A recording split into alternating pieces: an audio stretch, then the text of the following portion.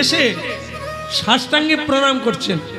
ভগবান কৃষ্ণকে ভোলানাথ প্রণাম করছেন। ভোলানাথ উঠে দেখে ভগবান তাকে প্রণাম করছে। মানে দুইজন শুয়ে পড়েছে, সাষ্টাঙ্গে মানে শুয়ে প্রণাম করছে। ভোলানাথ ভগবানকে প্রণাম করছে শুয়ে, উঠে দেখে যে ভগবান শুয়ে আছে। এবার দুজন দুজনের হাত ধরেছে, ধরে উঠেই আলিঙ্গন করছে। ভগবান ভোলানাথ দুজন দুজনকে আলিঙ্গন করছে। ভোলানাথ বলে, প্রভু আপনার কি তপস্যার দরকার ছিল? তা আবার করেন করেন, আপনি ভোলানাথের তপস্যা করছেন, এটা কি আপনার দরকার ছিল? হ্যাঁ, আমাকে তো অর্ডার দিলেই আমি চলে যাই, কি দরকার ছিল? কিছু দরকার থাকলে আমাকে বলতে পারতেন, আমি চলে যেতাম। আমাকে এভাবে তপস্যা করার কি দরকার? বলে, তোমাকে অনেকদিন দেখি না, তাই তোমাকে দেখার ইচ্ছা জাগলো। হ্যাঁ, আমরা তো হরিহর এক আত্মা, তাই আলাদা হয়ে গিয়েছিলাম, এখন একবার এক হওয়ার ইচ্ছা হলো, তাই তোমার কাছে চলে এলাম। তা বলে, প্রভু সবটাই বুঝলাম, কিন্তু তবুও মনে হয় তো কিছু বলার আছে। বলে, বলার যদি বলো তাহলে বলি। রুক্মিণীর ইচ্ছা আমার মতো একটি পুত্র তার দরকার, তাই আমি তোমার তপস্যায় এসেছি। তুমি যদি কৃপা করো তাহলে রুক্মিণীর একটি পুত্র হবে আমার মতো। বলো রাধে রাধে। ভোলানাথ বলে, প্রভু আর সে কি আশা লাগে? আমি তো ফিট করে দিয়েছি। ফিট করে দিয়েছি ওই আপনারই মতো ছেলে রুক্মিণী দেবীর গর্ভে যাবে, আমি সব ঠিক করে দিয়েছি। ওরে বাবা, এ কোন ভোলানাথ? আসার আগে, বলার আগে, চাওয়ার আগে ঠিক। ভোলানাথ বলছে, একজনকে আমি খুব কাঁদিয়েছি জানে, সে তোমার, তার নাম হচ্ছে কামদেব। কামদেব, যার জ্বালায় আপনারা এত গরিব হয়ে গেছে। লজ্জার কথা আর বলবো? যার জ্বালায় এই কাম সব চাইতে মানুষের খতরনাক হচ্ছে এই কাম। এটি ভগবানের দান, খারাপ না, সবচাইতে উত্তম জিনিস, কিন্তু ব্যবহার না জানার জন্য আমরা পশুর মতো হয়ে গেলাম এই কামের জন্য। বলো রাধে রাধে। খুব চিন্তা করে নেবেন, হরিনাম ভাবনার জিনিস, এ শুনলেই বুঝে নেবেন না, ভাবতে হবে। এত সোজা নয়, এত সরল নয়। এই শুনলাম আর জানা হয়ে গেল, একে ভাবতে হবে, হৃদয়ঙ্গম করতে হবে, সাধনা করতে হবে, তবে ওই তত্ত্বটা আমাদের হৃদয়ে উদ্গম হবে। এটা যদি এত সোজা হতো তাহলে মানুষ আজকে অনেক উঁচুতে উঠতে পারত, পারে না। অনেক লেখাপড়া শিখেছে, অনেক মানুষের সঙ্গ করেছে, নিজেকে চালাক মনে করে, কিন্তু সে গাড্ডায় পড়ে আছে, সে পশুর মতো জীবন যাপন করছে। আসলে কি, মানুষ হয়েছে, মানুষের সঙ্গ করে না। মানুষের আকার হইলে কি হয়, করহ ভূতের কাম, নইলে কেন বদনে না বলো শ্রীকৃষ্ণ গোবিন্দ। এই মানুষের মতো দেখতে হলেই মানুষ হয় না, মানুষের ভিতরে দেব কর্ম, দেব গুণ, দৈব গুণ আছে কিনা। গীতা পড়বে, দৈবাসুর সম্পদ যোগটা পড়বে। অসুরের কি গুণ, দেবতাদের কি গুণ, তোমার মধ্যে কোন গুণ আছে? একদম পাক্কা। শ্যামসুন্দরের কথায় আঘাত পাবেন না। গীতা পড়ে দেখবে আপনার ভেতরে কোন গুণ আছে মিলে যাবে একবারে টো টো করে। অসুরের কোন গুণ আর দেবতার কোন গুণ, তোমার মধ্যে কোন গুণ আছে। শরীরের মধ্যে তিনটা জিনিস আছে, সাত্ত্বিক, রাজসিক আর তামসিক।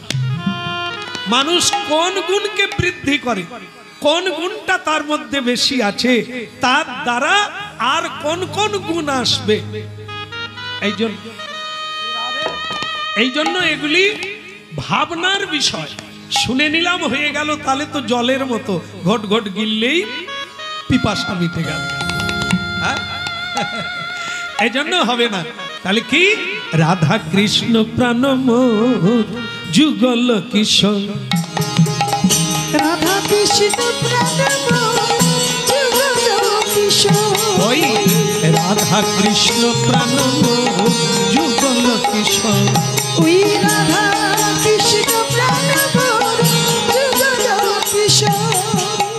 জীবনে মরণে আর গতি নাকি মোর, ওই জীবনে মরণে আর গতি নাহি মোর। রাধা কৃষ্ণ প্রাণ মোর যুগল কিশোর, রাধা কৃষ্ণ প্রাণ মোর যুগল কিশোর। আয় রাধা কৃষ্ণ। একটু তালি বাজান তো দেখি কিরকম হয়, ওরকম না।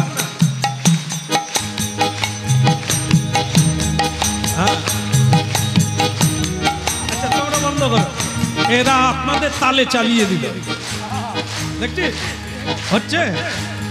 হ্যাঁ লাগবে নি তোমাদের, এদের মাঝে মাঝে অহংকার হয়ে যায়, বলে আমরা না হলে কীর্তন কে গান। এ দেখো আমি চালাচ্ছি এদের সঙ্গে একটু। রাধা কৃষ্ণ প্রাণ মোর যুগল কিশোর, বলুন রাধা কৃষ্ণ প্রাণ মোর, জীবনে মরণে আর গতি নাহি মোর।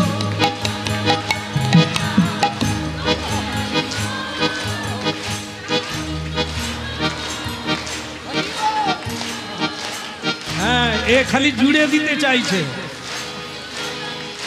ঠিক আছে রাধা মাধব কি, আমি এদের দেখাবার জন্য আপনাদের লাগালাম। অহংকার করো না। এরা এরা এরা জানতো আমরা না হলে এর বলতে আবার কষ্ট হচ্ছে। খালি করতাল বাজা, বললাম হরিনাম গা, একটু হরিভক্ত হ না। না এটা কে বাজাবে, আমি না বাজালে কে?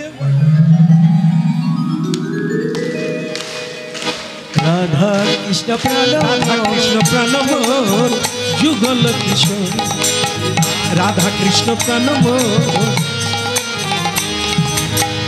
জীবনে মরণে আর গতি নাকি মোর, জীবনে মরণে আর গতি নাহি মোর।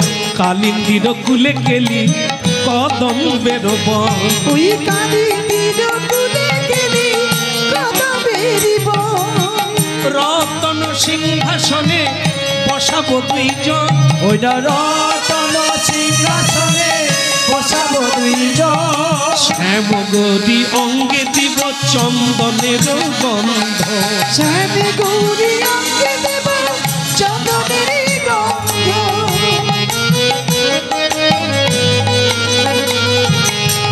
চামর ডুলাব কবে হেরি মুখ চান্দ, চামর ঢুলাব কবে হেরি মুখ চাঁদ, গাঁথিয়া মালতীর মালা দেব দোহার গলে, ওই গাঁথিয়া মালতীর মালা দেব দোহার গলে, অধরে তুলিয়া দেব কর্পূর তাম্বুলে, অধরে তুলিয়া দেব কর্পূর তাম্বুলে, ললিতা বিশাখায়াদি যত সখী বৃন্দ, ললিতা বিশাখায়াদি যত সখী বৃন্দ, আগাই গরিব সেবা চরণার বিন্দ, আগায় করিব সেবা চরণার বিন্দ, শ্রীকৃষ্ণ চৈতন্য প্রভু দাসের অনুদাস, শ্রীকৃষ্ণ চৈতন্য প্রভু দাসের অনুদাস, জীবায় অভিলাষী চাকে নরোত্তম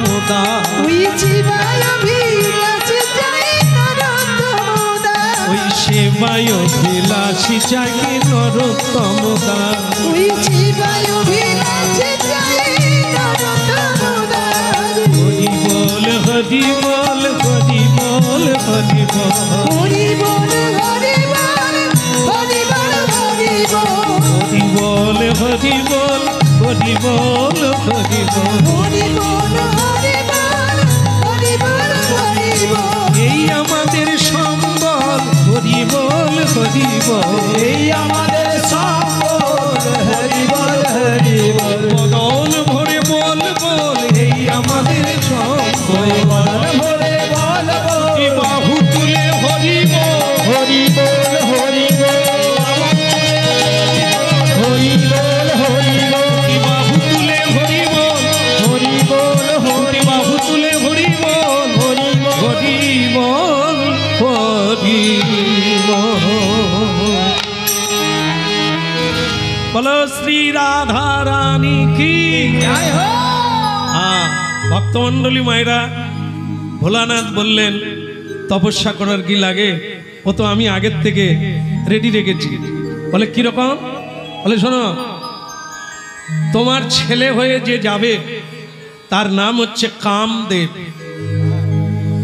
কামদেব আমার সঙ্গে আমি যখন তপস্যায় ছিলাম, ওই কামদেব আমাকে ভোলাতে এলো, সাধনা ভাঙতে এলো। আমি তাকে পুড়িয়ে দিয়েছি, ছাই করে দিয়েছি পুড়িয়ে। দেখুন ভক্তমণ্ডলী মায়েরা, এই একজনই পেরেছিল, আর কেউ পারেনি। ভোলানাথ তাকে পুড়িয়ে দিয়েছিল। তোর সাহস এত, আমার সাধনা ভাঙতে এলি? সেদিন থেকে কামদেবে পুড়ে গিয়ে তার শরীর নাই, শরীর নাই, অশরীরে ঘুরে বেড়ায়। কামদেবের আরো ভালো হয়ে গেল, তাকে কেউ দেখতে পায় না, আমাদের ভেতরে ঢুকে যায়। কেমন? তাই ভক্তমণ্ডলী মায়েরা, সেই কামদেবের শরীর পাওয়ার জন্য কামদেব অনেক তপস্যা করলো। তার স্ত্রীর নাম হচ্ছে রতি। সেই রতি অনেক তপস্যা করলো, কিন্তু তার স্বামীকে ফিরে পাওয়া গেল না। শেষে ভোলানাথের তপস্যা করতে লাগলেন রতি এবং কামদেব। ভোলানাথ প্রসন্ন হয়ে বললেন, তবে যাও, তুমি এবার শরীর পাবে, তোমার নাম হবে প্রদ্যুম্ন। রুক্মিণী মায়ের গর্ভে কৃষ্ণের পুত্র হয়ে তুমি জন্ম নেবে। তাই ভোলানাথ বলছে, আগের থেকে আমি রেডি রেখেছি, তুমি ফিরে যাও ঠাকুর, তোমাকে আর তপস্যা করার লাগবে না। ভগবান কৃষ্ণ বললেন, শুনে খুশি হলাম যে আমার ছেলে হবে কামদেব। রুক্মিণী খুশি হবে, সে আমার মতো ছেলে চেয়েছে। ভক্তমণ্ডলী মায়েরা, যারা হরিনাম শুনছে, গীতা পড়লে দেখতে পাবেন ভগবান বলছে, কামকে, কামের মধ্যে আমি, কামের মধ্যেও আমি, বাতাসের মধ্যে পবন, নদীর মধ্যে গঙ্গা, গাভীর মধ্যে কামধেনু। এই যে তুলনা করা হয়েছে, পত্রের মধ্যে তুলসী পত্র। ভক্তমণ্ডলী মায়েরা, সেই জায়গায় ভগবান বলেছেন, কামের মধ্যে আমি কামদেব। তাহলে স্বয়ং ভগবানই কামদেব। কাম মানে কামনা, কাম মানে বাসনা। তাকে কি করতে হবে? কৃষ্ণ সেবায় লাগিয়ে দিতে। এ পৃথিবীতে কোনোটাই ফেলনা নয়। ভগবান যা দিয়েছে তার সেবার জন্য শুধু তাকে নিবেদন করতে হবে। এই যে কিছু এই মাসে অনেকে এই ধারণা নিয়েও চলেছে, পরের বাড়িতে খাবেন না, পরের বাড়িতে শুবেন না। আছেন বোধহয় আপনাদের মধ্যেও কেউ আছে। এটি জানি না কোন রূপে তাকে ব্যাখ্যা করা হয়েছে। পরান্ন বলা হয়েছে। পরান্ন মানে কি? পরের অন্ন। যারা কৃষ্ণ ভক্ত তারা কি কোনোদিন পরের বা ঘরের অন্ন খায়? না পরের খায় না ঘরেরও খায়। বলে তাহলে খায় কি? তারা তো প্রসাদ পায়। কি হলো? তাহলে পরান্ন মানে কি? পরের অন্ন, অনিবেদিত বস্তু। ঘরে হোক পরে হোক, প্রসাদ নিবেদন করলে তার নাম হয় মহা মহা মহাপ্রসাদ। তুমি সেই প্রসাদ পাবে। পরের অন্ন তুমি খাবে কেন? হ্যাঁ, বিষয়ীর অন্ন খাইলে মলিন হয় মন, মহাপ্রভুর বাণী। যদি বিষয়ীর অন্ন খাও তোমার মন ময়লা হবে। তাই গুরু বৈষ্ণব না বলে যাত্রার বাড়িতে গিয়ে খেও না, না খাবেন না, কিন্তু প্রসাদ হলে ছাড়বেন না। প্রসাদ পাবেন, কারো অন্ন খাবেন না, যেটা অনিবেদিত বস্তু। তাহলে আপনার মন মলিন।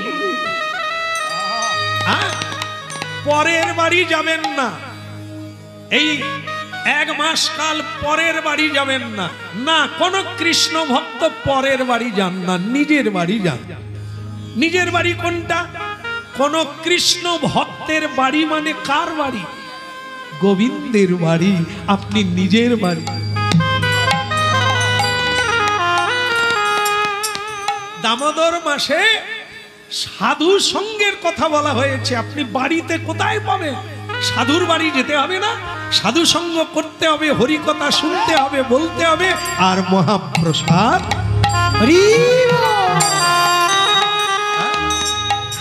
বধু কি আর বলিব তোরে, হায় হায় কি আর বলিব তোরে। বধূ কি আর বলিব তোরে, বধূ কি আর বলিব তোরে। ওই নাই অল্প বয়সে বিদিতি করিয়া, অল্প বয়সে প্রীতি করিয়া, রহিতে না দিলি ঘরে পরাণ বধূ কি আর বলিব তোরে। আমি কি আর বলিব তোরে, বধূ কি আর বলিব তোরে। ওই না কামনা করিয়া সাগরে মরিব, হব সহচর সখা, মরিয়া হইব শ্রীনন্দ নন্দ, তোমারে করিব রাধা। আমি মরিয়া হইব শ্রীনন্দ নন্দ, তোমারে করিব রাধা। বধূ আর বলিব তোরে, বধূ কি আর বলিব তোরে। বধূ কি আর বলিব তোরে, বধূ কি আর বলিব তোরে। ভক্তমন্ডলী মায়েরা বলো রাধা দামোদর কি। হ্যাঁ, রাধে রাধে। একটা জিনিস কীর্তন গাইছি, আপনারা শুনছেন বলে এই কথাগুলো বলার ইচ্ছা জাগছে, যাতে আপনাদের কল্যাণ হয়। দেখেন, কম বেশি সকলেই পূজা পাঠ করেন আর নাম জপ ধ্যান করেন। করার আগে একবার প্রণাম তো করেন, আবার শেষে একবার প্রণাম করেন। যদি পারেন চোখের জল দিয়ে নাম প্রভুকে ভগবান বলে জানবেন। যখনই নাম করবে পবিত্র হয়ে করবে, পবিত্র আসনে বসবে, পবিত্র জায়গায় বসবে। কেন না? নামই তো কৃষ্ণ। তার যদি প্রকট রূপ দেখতে হয় তাহলে সবটা পরিশুদ্ধ হতে হবে। তখনই দেখবে আপনি শেষে প্রণাম করে বলবেন, প্রভু এবারে তো হলো না, এবারে তো জালার মালা পরে তোমায় পাওয়া হলো না,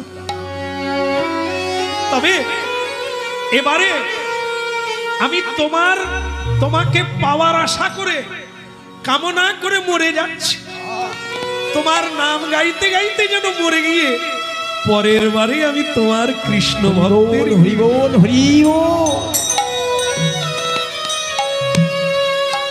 কারণ এটি রাধারানীর বাণী। রাধারানী বলছে আমি পরের জন্মে মেয়ে হব না, আমি তোমার সখা হতে চাই। মরিয়া হইব শ্রীনন্দ নন্দন, তোমারে করিব রাধা। কামনা করে যদি কেউ মরতে পারে, পরের জন্মে সে সেই রূপ লাভ করতে পারে। হবেই হবে। আজ যেটা হয়েছে কামনার দ্বারাই হয়েছে, একেবারে নিশ্চিত।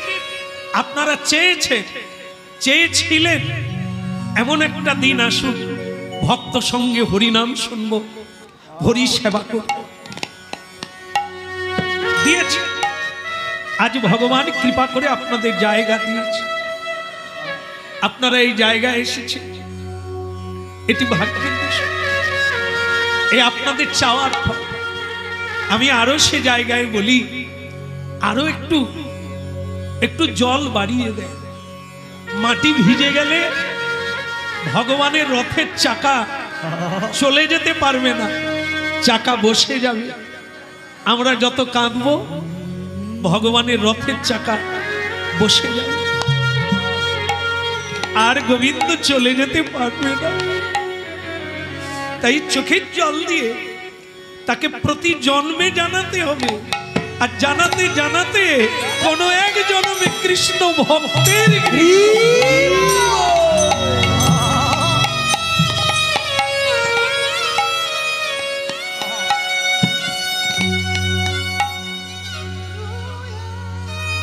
কে দিয়েছে ঠাকুর তোমার ভক্ত সখানা, বলো কে দিয়েছে ঠাকুর তোমার ভক্ত সখানা।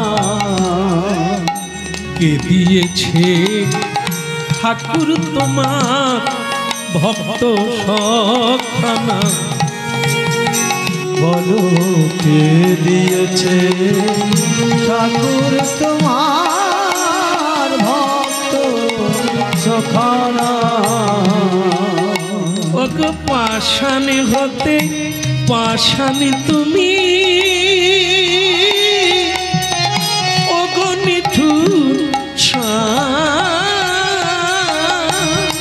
পাষাণ হতে পাষাণ তুমি, ওগো নিঠুর কে দিয়েছে ঠাকুর তোমার ভক্ত সখানা, কে দিয়েছে ঠাকুর তোমার ভক্ত সখানা। কে দিয়েছে ঠাকুর তোমার ভক্ত সখানা, কে দিয়েছে ঠাকুর তোমার ভক্ত সখানা। কে দিয়েছে ঠাকুর তোমার ভক্ত সখানা। আজকে আমার কথাই বলি, আমার শ্রী গুরুদেব হচ্ছে আমার গোড়া। তিনি বারবার বলতেন, শ্যামরে আমি বোধহয় পৃথিবীতে বেশি দিন থাকবো না, তুই যেদিন ফুলে ফলে ভরে উঠবি আমি পৃথিবীতে থাকবো না। তোকে যাওয়ার আগে বলে যাই, ঘরের বাইরে যাস না, এ পৃথিবীর রং মশালার দিকে তাকাস না, সময় থাকলে গ্রন্থ পড়বি, না হলে সঙ্গীত চর্চা করবি, ঘরের বাইরে যাস না। গুরুদেবের এই বাণী আমার সময় এসেছিল মেনে নেওয়া, কারণ আমার কোনো বন্ধু ছিল না, আমাকে কেউ ডাকতো না। আমি গ্রন্থই পড়তাম আর কাঁদতে কাঁদতে বলতাম, এমন দিন আসুক যেদিন আমি 24 ঘন্টা কৃষ্ণ নাম করতে পারবো। বলো রাধে রাধে। তো আজ ভোর 4টা থেকে হরিনাম হয় আশ্রমে, গান গেয়ে রাত 3টার সময় এসে শুয়ে শুয়ে কাঁদি। আমি উঠতে পারি না, কিন্তু হরিনাম শোনা যাচ্ছে গুরুদেবের কৃপায়। আজকে বাইরে হরিনাম গেয়ে যখন আমি ভোরবেলা ফিরি, এসে দেখি আমার গুরুদেবের মন্দিরে কীর্তন শুরু হচ্ছে। এটা ছিল আশা, একদিন 24 ঘন্টা হরিনাম হবে, আজ সেটা পূর্ণ হলো।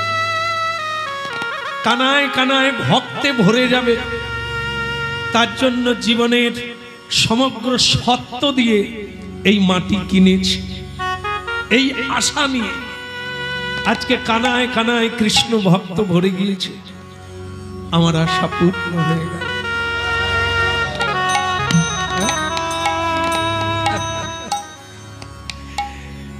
এই ছিল আশা, এর যে সৎ বাসনা।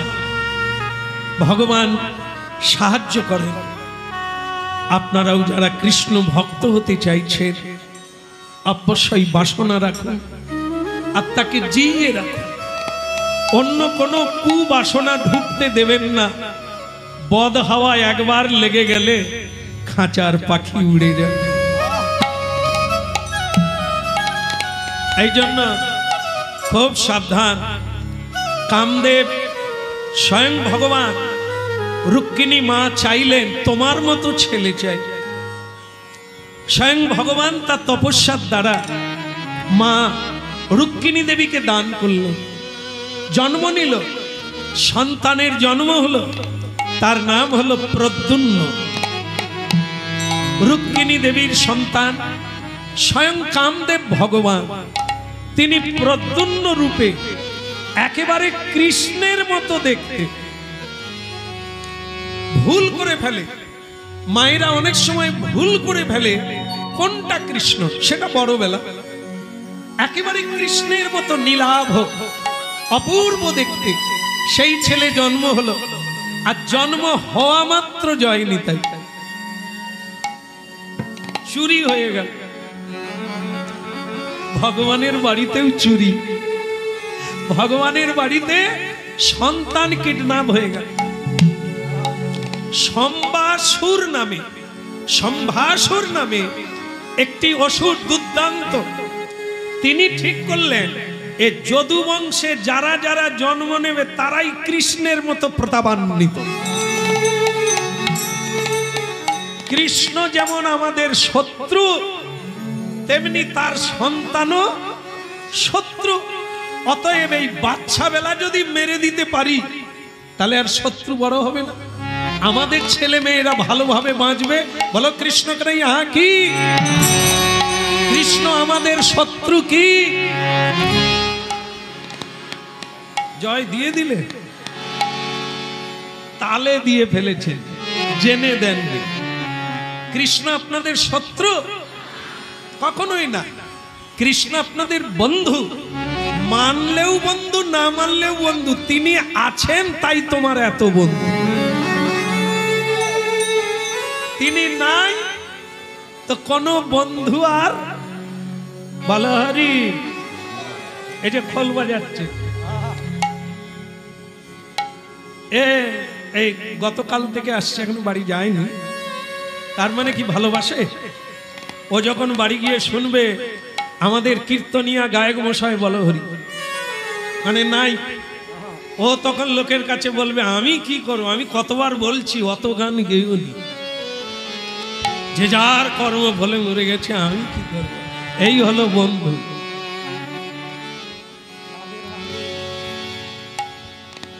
রাধে লাগছে? ও, সে আবার উল্টো কথা বলে। সেও দলের লোক, 40 বছর আছে, বলে হাতি মরলেও 10 লাখ বাঁচলেও এর টাকার হিসাব, এই জন্য ওর মাথায় চুল নাই। রাধে রাধে রাধে রাধে। তাহলে ওখানে হলো কি, ছেলে হলো সম্বাসুর মনে করলেন এই বালক বেলাতেই ওকে চুরি করে হত্যা করে দেব। কি করলো? পদ্মম্ন রুক্মিণী মায়ের ছেলে হলো, 3 দিন বয়স, 3 দিনের বাচ্চাকে সম্বাসুর কোলে তুলে নিয়ে দেছু। ভগবানের ছেলে হয়েছে, লোকজন দেখতে আসবে না? অসুর ছদ্মবেশে ঢুকে বলে সবাই কোলে নিচ্ছে, আমাকে একবার। বাস ওই যা কোলে নিয়েছে, একবারে আকাশ পথে উঠে সমুদ্রের উপরে চলে গেল। সমুদ্রের উপরে গিয়ে চিন্তা করলো, কৃষ্ণের পুত্রকে গলা টিপেও কাজ নাই, আছাড় মেরেও লাভ নাই, সমুদ্রে ফেলে দিলেই জয়। কি ভালো যুক্তি না? সমুদ্রে ফেলে দিল, সম্বাসুর উপর থেকে সমুদ্রে ফেলে দিল। সমুদ্রে ফেলা মাত্র কি হলো? কি হতে পারে? মাগো, গালে হাত দেওয়ার কি আছে? বাচ্চা আবার হবে, তার কি আছে? মা টেনশনে পড়ে গেছে, হায় হায়, একটাই ছেলে হলো, প্রথমবার হলো, তাও গাছ থাকলে বলো, একটা ফল গেছে, কি যায় আসে? হ্যাঁ, কান্নাকাটির কি আছে? কিন্তু ওই সম্বরাসুর কি করলেন? সমুদ্রের জলে ফেলিয়া দিল, ফেলিয়া দিল, সমুদ্র জলে ফেলিয়া দিল, ওই না সমুদ্রের জলে ফেলিয়া দিল, দিলামি দিলাম দিলামি বলে সমুদ্র জলে ফেলিয়া দিল, ওই না দিলাম দিলাম দিলাম বলে সমুদ্রের জলে ফেলিয়া দিল। এত বলি সেই অসুর বালক কোলে লইয়া, এত বলি সেই অসুর বালক কোলে নিলা, এত বলি সেই অসুর বালক কোলে লইলা, এত বলি সেই অসুর বালক কোলে লইলা, সমুদ্রের জলে বালক ফেলিয়া যে দিলা, সমুদ্রের জলে বালক ফেলিয়া যে দিলা। সমুদ্রের জলে ফেলে দিল। ওই না সমুদ্রের জলে ফেলে দিল। আচ্ছা, আপনারা কি বলেন, মরে যাবে?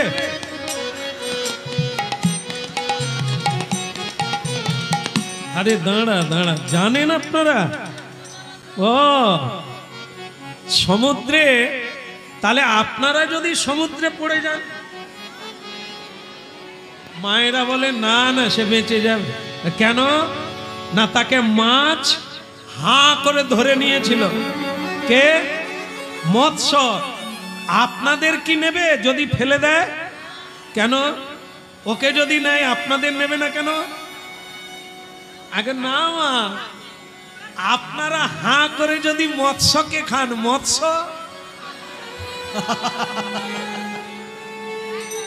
মৎস্য তো ভয় পাবে, বলে এরা তারা ওই আবার খাবে। হ্যাঁ, এই জন্য আমরা পড়ে গেলে কেউ বাঁচবো না। কিন্তু পদ্মম্ন যেই সমুদ্রের জলে পড়লো, অমনি একটা মাছ, বড় ধরনের মাছ হাঁ করে তাকে ধরে নিল। এখন যেই ধরে নিল, এরপরে কি হলো?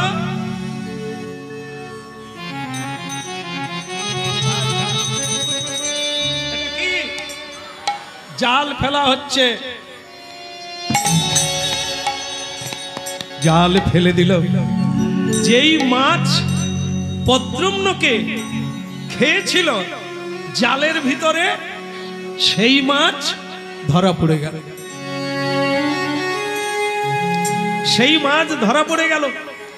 জেলে দেখলো জীবনে আমি এত বড় মাছ পাই না, একে বাজারে বিক্রি করব না। তাহলে কি করব?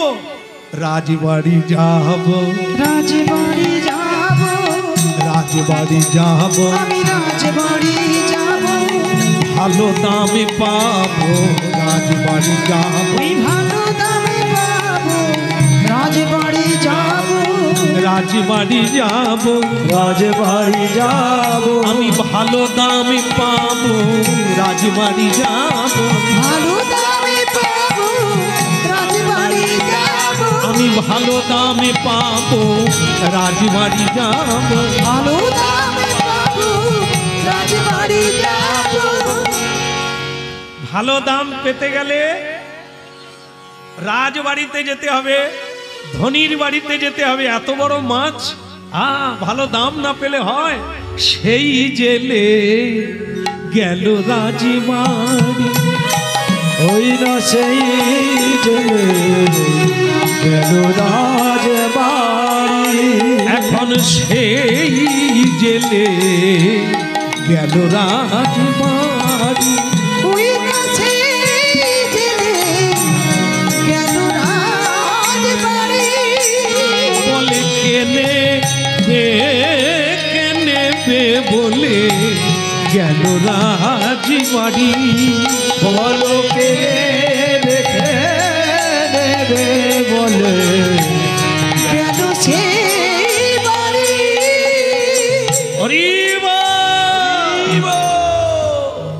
মাছ এনেছি বাবু, মাছ নেবে নাকি? বাবু মাছ। রাজবাড়ির চাকর গিয়ে রাজাকে জানালেন, রাজা একটি বড় মাছ এনেছে, আপনি যদি কিনেন উনি ধন্য হবে, নেবেন? আর অন্য কেউ নয়, এ হচ্ছে দৈবের ভেদ।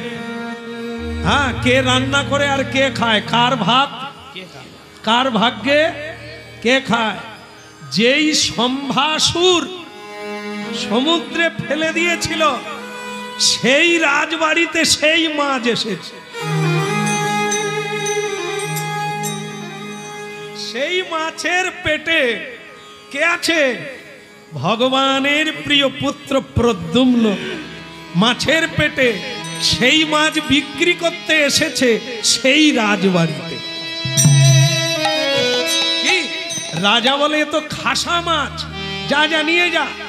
নিয়ে গিয়ে আমার দাসী মায়াবতী নামে এক রূপবতী দাসী আছে, যা তাকে দিয়ে দিবি, দেখতেও যেমন তার হাতের রান্নাও তেমন।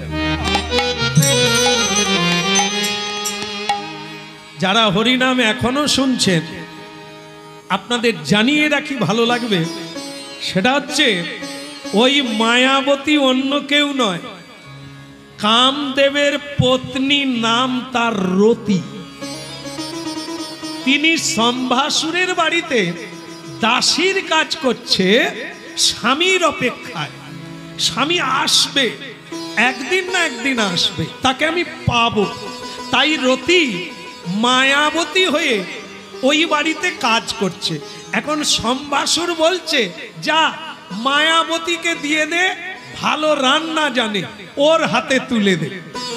সেই মা গেল মায়াবতী, ওই না সেই মা গেল মায়াবতী, আরে সেই মা পেল মায়াবতী। ওই কাছে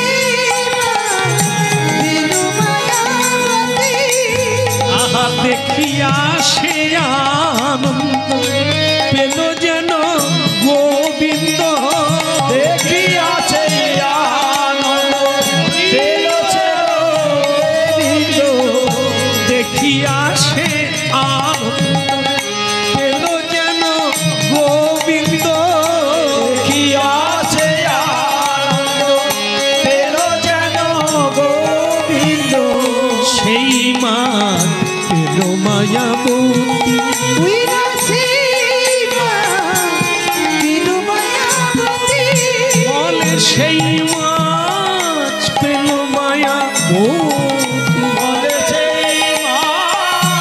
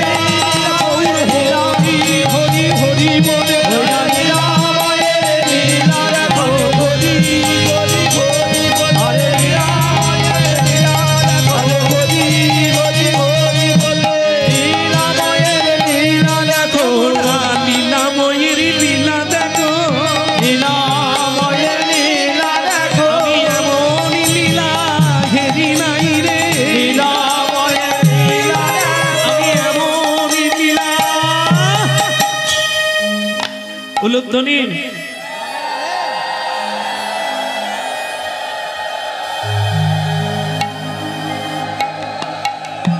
হরি বল, হরি বল।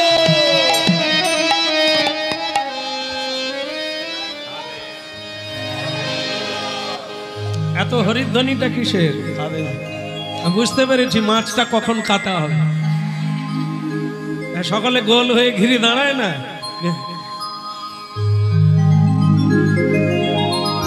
আমার 1 কিলো ওর 1.5 কিলো, তার গোল হয়ে না। একজনা মরে যাচ্ছে, তার দেহটা ভাগ করে নিবে বলে কত লোকে কসাইখানায় দাঁড়িয়ে থাকে। এও মানুষ, হ্যাঁ।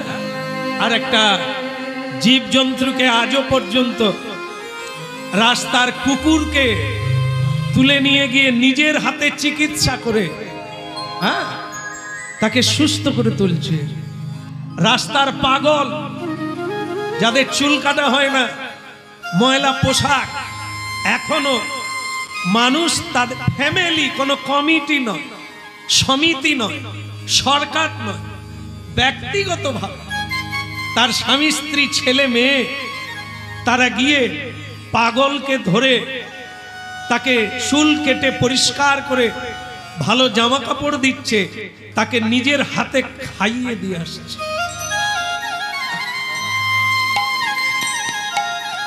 মানুষ একদিকে জীব হত্যা করে, কা কথা আমরা খবরের কাগজে দেখি, মানুষকে কিভাবে হত্যা করছে, ফ্রিজে রেখে দিচ্ছে, বস্তায় পুরে দিচ্ছে, রান্নাঘরে রেখে দিচ্ছে। এ মানুষ কোথায় চলে যাচ্ছে, কেমন? আর সেই জায়গায় দাঁড়িয়ে মায়াবতী রাজবাড়িতে দাসী, তাই কাজ করতে গিয়ে মাছটা কেটে যেই কাটলো, একটা ফুলের মতো অপূর্ব উজ্জ্বল এক দিব্য কান্তিময় শিশু বেরিয়ে এলো ওই মাছের পেটে। হলো বটে, হলো না। এত সুন্দর একটি ছেলে মায়ের মাছের পেট থেকে বেরোলো, শঙ্খ উলুধ্বনি দেওয়ার কেউ ছিল না।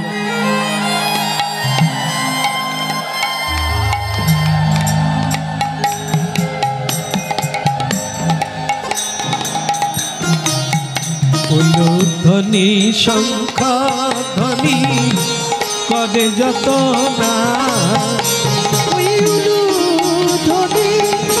শঙ্খ ধ্বনি করে যত না। কেউ না দিক, আমরা তো দিলাম, আপনারা তো দিলেন, ভগবানের উদ্দেশ্যে দিলেন। উলুধ্বনি শঙ্খ ধ্বনি করে যত না,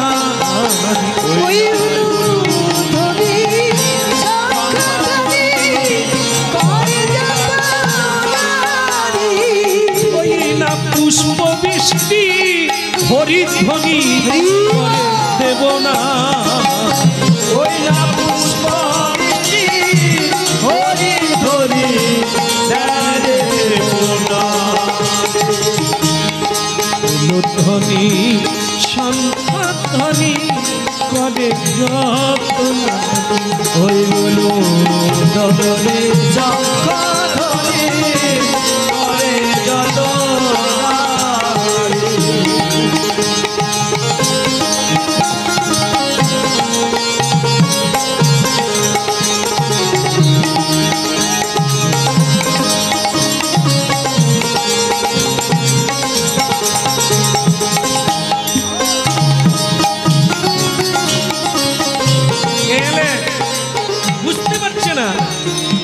বুঝতে পারছেন না যে মাছের পেটে এই দেব দুর্লভ সন্তান কথা ছিল। হেন বেলা নারদী ঋষি আসিল, বেলা ঋষি আইল কথা,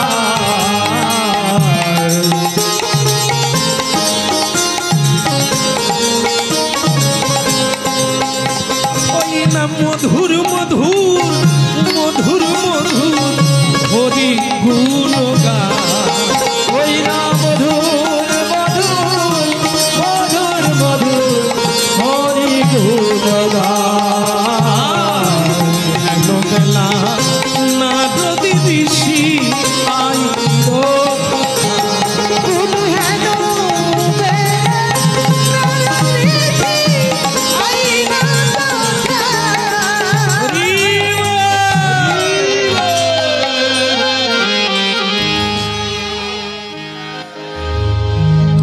আস্তে আস্তে। জায়গাটা ভাবুন কোন জায়গায়। রান্নাঘরে মাছ কাটতে গিয়ে একটা বাচ্চা বেরিয়েছে। তো এরকম করে উলুধ্বনি হরিধ্বনি দিলে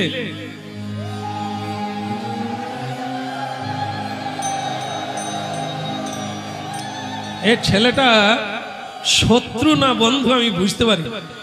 বললাম আসতে, সে পুরুষ মানুষ হয়ে উলু দেয়। না না, ব্যাপারটা একটু গোপন। রাজা যদি জানতে পারে বাচ্চাটার কি হবে? দাসীর কিন্তু মায়া পড়ে গেছে। নারদ এসে গেছে। নারদ বলে চুপি চুপি একটা কথা বলি মা, এ ছেলে অন্য কেউ নয়। কে? তোমার স্বামী। আর বউ কত বড়? স্বামী মাছের পেট থেকে বেরোলো, সে কত বড়? এই স্বামী স্ত্রীর পরিচয় কাউকে দেওয়া যাবে? এ তো আগের জন্মের রতি। আর যে মাছের পেট থেকে বেরালো সে কামদেব, তারই পত্নী রতি। আর রতি কোলে নিয়ে তার যেন কিরকম কোলে নিলেই তো বোঝা যায় কিরকম কিরকম। এ তো চেনা শরীর, এ তো চেনা তাপ, চেনা স্পর্শ। তাই কেমন কেমন মনে হচ্ছে। নারদ বলে হওয়ারই কথা, এ তো তোমারই স্বামী। ঘটনা বললেন দেবর্ষী নারদ, ঘটনাটা বললেন। আগের জন্মে তোমার স্বামী অপরাধ করেছিল ভোলানাথের কাছে। ভোলানাথ অভিশাপ দিয়ে অনঙ্গ করে দিয়েছে। অনঙ্গ মানে যার কোনো অঙ্গ নাই। তপস্যা করেছিল, তাই এখন সে দেহ ধারণ করে সেই কামদেব পদ্মম্ন রূপে রুক্মিণী মায়ের গর্ভে জন্ম। আর এই সম্ভাসুর তাকে চুরি করে সমুদ্রে ফেলে দিয়েছে। সমুদ্রে এই মৎস্য তোমার স্বামীকে গিলে খেয়েছে। সেই মা যেখানে বিক্রি হয়েছে, জয়নি তাই দৈবের ঘটনা তোমার কোলে উঠে।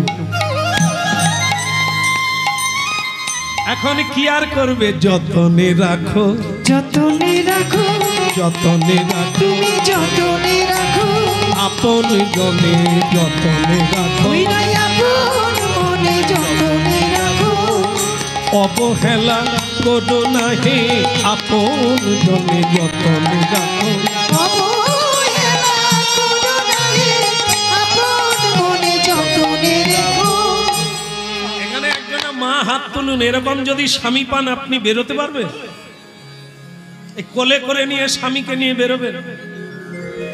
বলতে পারবে? ও মেয়েটা বলল, হে দেবর্ষী নারদ, এ যদি আমার স্বামী হয় মেনে নিলাম আমার স্বামী, কিন্তু আমি কি পরিচয় দেব? কিচ্ছু পরিচয় দেওয়ার লাগে না। রাজাও জানতে পারবে না, কেউ জানবে না। বলবি মাছের পেট থেকে বেরোচ্ছে, তাকে আমি মানুষ করছি এই মাত্র, এর সঙ্গে আমার কোনো সম্পর্ক নাই। তবে আড়ালে আড়ালে ঠিক থাকবে।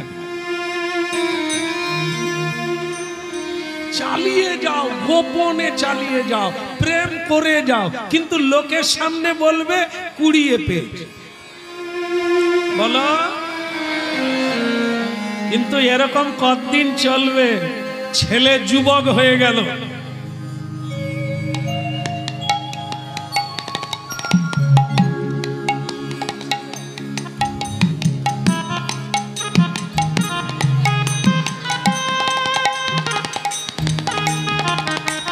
আমার যদি কিছু চুলের স্টাইল টাইল থাকতো আপনাদের দেখাতাম। এখন মাগো কি আর বলবো, এমনিতেই তিনি কে? কামদেব, ভগবানের কামদেব। তার দেখতে যে কি সুন্দর এমন কোনো মেয়ে নেই যে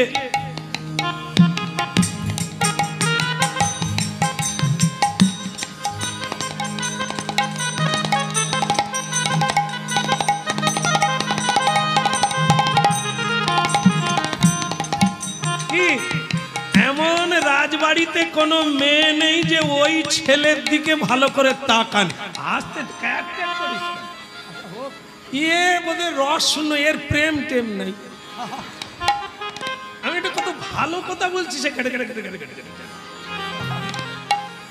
কেন বেচারার খিদেও লাগছে। আজ দ্বাদশী বলে কথা, এই তো হয়ে গেল। বলো রাধা মাধব। হ্যাঁ, প্রেমের কথা একটু শোন। খালি শুষ্ক রস তরু বড় হলে হবে একটু নাকি শুরুর থেকে সে কথাই হচ্ছে না যে প্রেম ছাড়া সংসার মরুভূমি। প্রেম সে বলো হাসতে হাসতে ওদের কি হলো, একজন রতি, একদিন রতির অনেক বয়স, তার পত্নীর বয়স বেশি না, হ্যাঁ কি না? পত্নী অনেক বড়, আর তার পতি দেবতা এখন যৌবনে এসেছে, আর যৌবনে এসেছে এই দাসী তো তাকে মানুষ করছে। তা সেই দাসী একদিন কি করছে, ফ্যাল ফ্যাল করে ফ্যাল ফ্যাল করে তাকিয়ে আছে, চাওয়াটা আলাদা।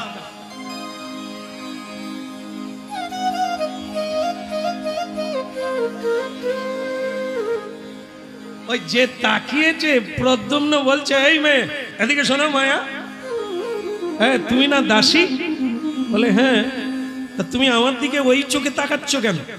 তুমি আমার মাতৃ সমান আর আমি যুবক, তুমি ওই দৃষ্টিতে আমার দিকে তাকাচ্ছ কেন? মায়াবতী বললেন, নারদ ঋষি কি বলেছিল তখন তুমি জানো না, তুমি ছোট।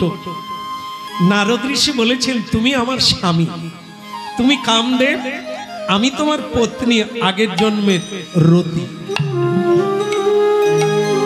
তোমাকে সম্বাসুর সমুদ্রে ফেলে দিয়েছিল তোমার মায়ের কোল থেকে এনে, তুমি কৃষ্ণের পুত্র।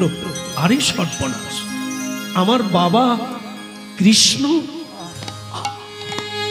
যেদিকেই যাই সেদিকেই তার নাম শুনতে পাই, যেদিকে তাকাই সেদিকেই তার ভক্ত দেখতে পাই, যেদিকেই যাই শুধু হরিধ্বনি। আর আমি সেই মহান পুরুষ পরমেশ্বরের পুত্র, কিন্তু আজ আমি কোথায়? সম্বাসুর তোমাকে ধরে সমুদ্রে ফেলে দিয়েছিল, তোমাকে মাছ গিলে খেয়েছিল, সেই মাছ কাটতে গিয়ে আমি তোমাকে পেয়ে গেছি। তাই চলো তোমাকে আমি মহাবিদ্যা শিখিয়ে দেব, যেটা তুমি আমাকে শিখিয়েছি। যে বিদ্যায় তুমি আকাশে উঠতে পারবে, যে বিদ্যায় যে কোনো ব্যক্তিকে তুমি হারিয়ে দিতে পারবে, সেই মহা ব্রহ্মবিদ্যা আমি তোমাকে দান। কে গুরু হলো? মা হলো, গুরু হলো, ধাত্রী হলো, আবার প্রেমিক হলো। তাই সেই রতি শিখালো, তাকে যোগ্যতা করে তুলল বিদ্যা দিয়ে, যে বিদ্যা দিয়ে সম্বরা সুরের সঙ্গে যুদ্ধ করা যায়। একদিন প্রদ্যুম্ন কি করলো, একবারে যুবক প্রদ্যুপ্ত মানে উদ্দীপ্ত তার শক্তি, তিনি সম্বাসুর রাজার কাছে গিয়ে দাঁড়ালেন, মহারাজ কি, কিন্তু প্রণাম করলো না, নমস্কার করলো না, একই অসুর তার উপরে প্রতাপান্বিত। তিনি বললেন, এই মূর্খ দাসী পুত্র, তুই নমস্কার করলি না? কাকে? আপনাকে। আপনি একটা চোর। তুই কার ছেলে হয়ে, দাসী পুত্র হয়ে আমাকে বলি আমি চোর? আপনার মনে পড়ে আপনি কোন রাজকুমারকে চুরি করে এনে সমুদ্রে ফেলে দেননি? তুই কে? সে আমি করেছি, আমার রাজকার্যে রাজনীতিতে সেটা আমি করেছি, কিন্তু তুই কে? বলে সেই সমুদ্রে পড়ে যাওয়া ছেলে আমি। একই দৈবের দুর্ঘটনায় মরেনি, আমি জানি শত্রু অনেকদিন আগে মরে গেছে, এত এত বড় হয়ে গেছে, এবার একই দৈবের খেলা, এরই নাম দৈব খেলা। তুমি চাইলে হবে না, কর্মফল যেটা আছে সেটাই। তাই লড়াই লাগলো, যুদ্ধ শুরু হয়ে গেল, পরস্পরকে গদা দিয়ে আঘাত করতে লাগলো, কখনো ধাক্কা, কখনো ধুক্কি, কখনো গালাগালি, কখনো অস্ত্র, এরকম যুদ্ধ করতে করতে সম্বাসুর উপরে উঠে গেল। মায়াবী, সে অনেক মায়াবিদ্যা জানে, তাই উপরে উঠে যুদ্ধ করছে। আর এদিকে প্রদ্যুম্ন বলে, ওটা আমার বউ শিখিয়ে দিয়েছে, তুমি উপরে উঠে যাবে, আমি কি নিচে পড়ে থাকবো? এও উপরে উঠে গেল, উঠে গিয়ে সেখানে এমন মারপিট শুরু হলো, আর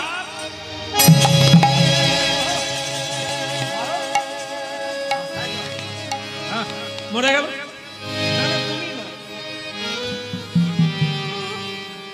সম্ভাসুর ওই মার খেয়ে অচেতন হয়ে গেল, মরে গেল। স্বর্গের দেবতারা পুষ্পবৃষ্টি করলেন, হ্যাঁ, উলুধ্বনি হলো। আস্তে আস্তে আস্তে আস্তে, আমি জানি আপনাদের আনন্দ হচ্ছে, অসুর মরে গেছে। এখন দুঃখের বিষয়, মায়াবতী চিন্তা করলেন, স্বামী যখন পেলাম, শ্বশুর বাড়িটা কি বাদ যাবে? যাবে না, বন্ধ করে দেবো। এই তো হয়ে গেল, এই তো হয়ে গেল। বলো রাধা রানী কি? আবার 1 বছর পরে, তাই না?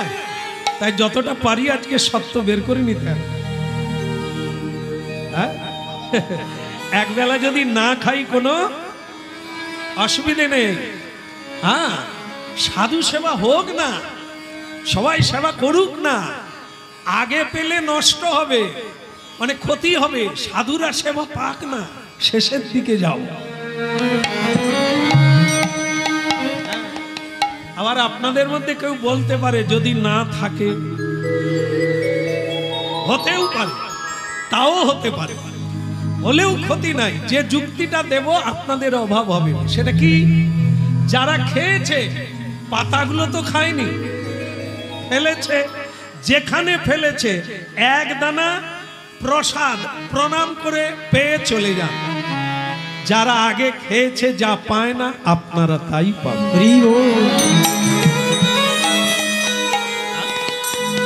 এই হলো তত্ত্ব, এই হলো ভগবত তত্ত্ব। যদি প্রসাদ পেয়ে আজকে ব্রত পূর্ণ করতে হয়, তাহলে পেতে দেন। আগে পেলে প্রসাদ হবে না। যত ভক্তরা পেতে থাকবে, প্রসাদের মহিমা তত। তাহলে এখানে হয়ে গেল কি, শ্বশুর বাড়িটা আমাকে যেতে হবে, কিন্তু স্বামী ছোট, মেয়ে বড়। এখন মায়াবতীর কি মায়ার অভাব? তাই মায়াবতী এক অপূর্ব দিব্য জ্যোতির্ময়ী পূর্বের রতি হয়ে গেল। রতি মানে তার পত্নী আগে যেরকম ছিল সেরকম। পদ্মম্ন বলে, তুমি তাহলে চাগরানী হয়ে কেন ছিলে? বলে, সাধুরা আমাকে বলে দিয়েছে একদিন আসবে ওই ঘরে, তাই আমি অপেক্ষায় ছিলাম। ভাগ্যিস নারদ ঋষি এসেছিল, জানিয়ে দিল তুমি আমার পতি। তাহলে মিলে গেল সাধুদের কথা। সাধুরা যা বলে তা চির সত্য বলে জানবে। তাই এখন কি করা যাবে? চলো, স্বামী স্ত্রী আকাশ দিয়ে উড়ে বিমানে করে কৃষ্ণ পুত্র আর বৌমা যাচ্ছে দ্বারকা। আর ওদিকে দেবগণ দেবীগণ সকলেই পিছনে পিছনে যাচ্ছে, যে আজ একটা মহা মহোৎসব হবে। এইবার আপনার একটা ঘটনা দেখে নেন, এটাই শেষ ঘটনা। সেটা কি? হ্রদ এসে দাঁড়ালো দ্বারকায়, অনেক মেয়েরা উলুধ্বনি করলো।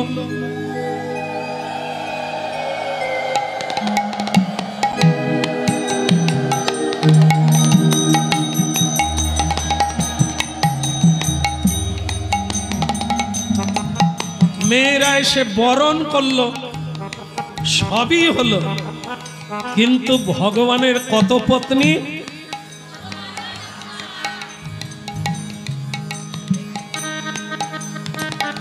তারা বলি, মানে ভগবানের পত্নীরা বলছে, স্বামী তো বলে গেল কদিন আসতে দেরি হবে, এই তো ফিরে এলো আবার একটা বিয়ে করে। মানে আপনাদের বলেছিলাম পদ্মম্নকে দেখতে কৃষ্ণের মতো।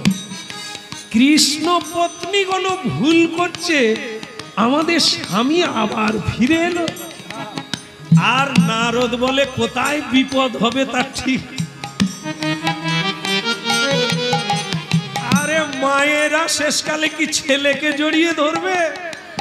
এই জন্য বিপদ জেনে নারদ ঋষি পৌঁছে গেল। নারায়ণ নারায়ণ নারায়ণ। সকালে যখন উঁকি ঝুঁকি মারছে, দেবর্ষি নারদ বলে, এ অন্য কেউ নয়, রুক্মিণী মা কোথায়? বলে, কিছু বলবেন ঠাকুর? বলে, রুক্মিণী মা, আপনার পুত্র এসেছে। বলেই তো তার বাবাকে দেখতে পাচ্ছি, ছেলে কোথা? বলে, উনি। বলে, আপনার হারিয়ে যাওয়া 3 দিন হতে যে অসুর চুরি করে নিয়ে গিয়েছিল, এই ছেলে সেই ছেলে। রুক্মিণী দেবীর 2 চোখে জল, স্তনে দুগ্ধ ঝরতে লাগলো, স্নেহ মমতায় ভরে গেল হৃদয়। তাই জড়িয়ে ধরল পদ্মকে। ওরে, আমি তোর হতভাগিনী মা, কত সাধ করে চাইলাম প্রভুর কাছে, তোকে এতদিন কোলে পেলাম না, আজ প্রভুর ইচ্ছায় তোকে আবার কোলে পেয়েছি, আয় বাবা। নারদ ঋষি বলে, বৌমাকে ঘরে তুলবে মিষ্টি মুখ না করে, তাহলে আজকে মহা মহোৎসব হোক। রাই দাঁড়ালো রে মোদের শ্যামেরি বামে, রাই দাঁড়ালো রে মোদের শ্যামেরি বামে, রাই